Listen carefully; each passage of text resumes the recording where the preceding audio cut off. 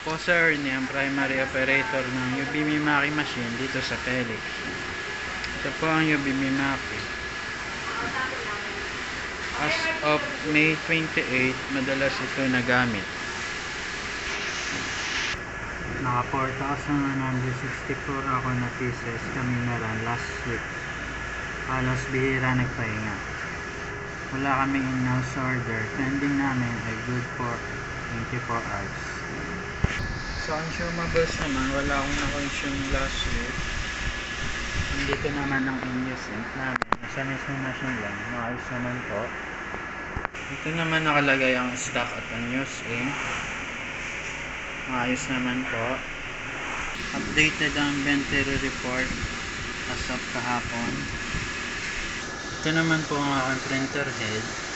Maayos naman po. Ito naman po ang kanyang copy. Maayos din po.